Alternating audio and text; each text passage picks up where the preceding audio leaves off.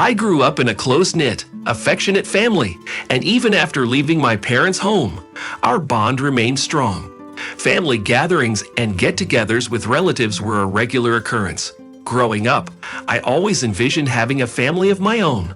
Alongside my desire for a family, I had a lifelong best friend who was like a brother to me. We navigated through school, the streets, and even served in the army together.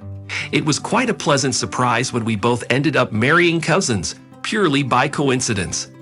Our friendship circle and extended family always emphasized open communication, often organizing get-togethers and outings. However, at one point in our lives, we faced a great betrayal that made us realize the importance of sticking together. 10 years into our marriage, my friend Nikita and I decided to celebrate our wedding anniversary in a unique and creative way. We eagerly searched for unconventional methods to commemorate the occasion and stumbled upon a video interview concept.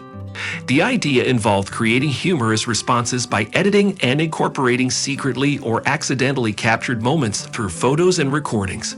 We were instantly captivated by this concept and set out to find someone who could bring our vision to life. In our quest for assistance, we came across a young individual, likely a student, who was willing to work part-time. Explaining our desire to create a video filled with amusing answers, as well as the inclusion of candidly captured moments, we sought their expertise.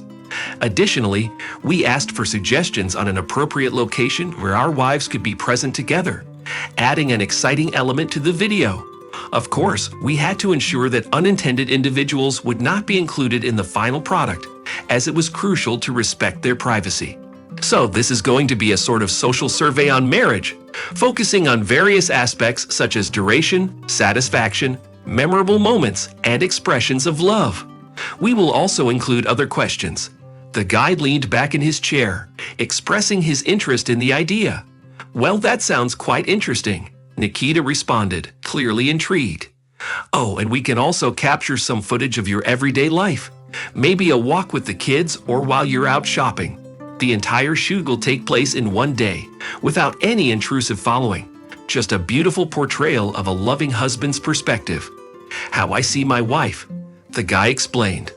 I couldn't help but wonder if Alyonka would appreciate having someone observe her from the outside. I voiced my concerns, saying, "Okay, you can take a couple of shots yourself, and I'll take yours." Nikitos agreed, shaking the guy's hand. They agreed on Saturday for the interview, as Alyona and Nastya usually enjoyed spending the day in a cafe and going shopping. The interview took place in the shopping center that day. As the evening approached, I decided to film her walking home. I always loved the way she walked and how her hair danced in the wind. However, instead of heading home after meeting Nastya, I noticed she got into a car. Initially, I assumed it was a taxi, but the cab went in a different direction, not towards home. Eventually, she disembarked from the car with a bouquet and entered a completely unfamiliar entrance, embracing a man I didn't know. They exchanged a goodbye kiss, leaving me shocked and bewildered. As I watched the 10 years of my marriage flash before my eyes, countless questions flooded my mind. Why did this happen? What went wrong? There were no fights or complaints, although I admit, I wasn't always home due to work obligations. And yes, I valued my personal space and didn't spend all my free time with my spouse.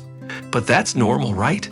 This is incredibly messed up, I muttered as I dialed my friend's number, desperate for someone to talk to. "Yeah, it is," my friend responded, clearly understanding my frustration. Turns out, life had played a cruel joke on both of us. Simultaneously, he received a video from an acquaintance that was taken before an interview at the mall.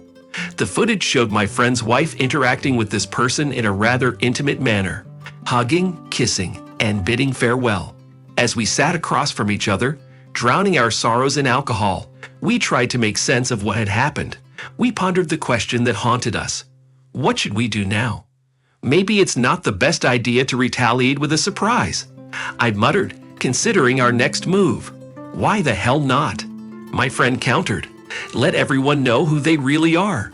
And just like that, our decision was made. In the following days, it was a struggle to suppress my emotions. I immersed myself in work, desperate to spend as little time at home as possible. Under the pretense of exhaustion, I even slept in the children's bedroom, staring at them for hours on end. The nagging thought loomed over me. Are they really mine?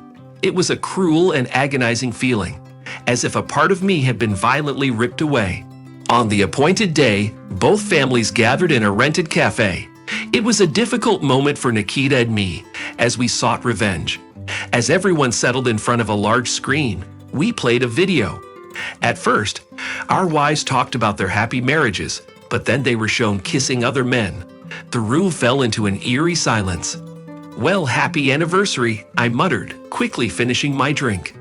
Alenka remained unfazed, not even raising an eyebrow as she took a sip of her wine. Nastya, on the other hand, put on a dramatic scene. She initially tried to blame my friend for everything, but eventually ran out of the hall in tears. "Is there anything you want to say to me?" I asked Alina, seeking some sort of explanation. "What am I supposed to say?" She replied wearily, shrugging her shoulders. "You saw everything, didn't you? At least now you know. Frankly, I'm so tired." I had one final question that I had to ask. Are the children mine? Alina's uncertain shrug shattered my world. In the midst of divorce proceedings and the establishment of paternity, I learned that my eldest son was not biologically mine, but I couldn't just abandon him, especially when I saw the pain of confusion in his eyes. I had raised him as my own and considered him my son, regardless of biology. He was my son, no question about it. And it seemed that he didn't see his mother in the same light after her betrayal. Nikita, on the other hand, was luckier. His children were biologically his own. Perhaps it was our friendship and the support of our families that helped us navigate through this painful ordeal. But at the moment, I didn't desire to build a large family.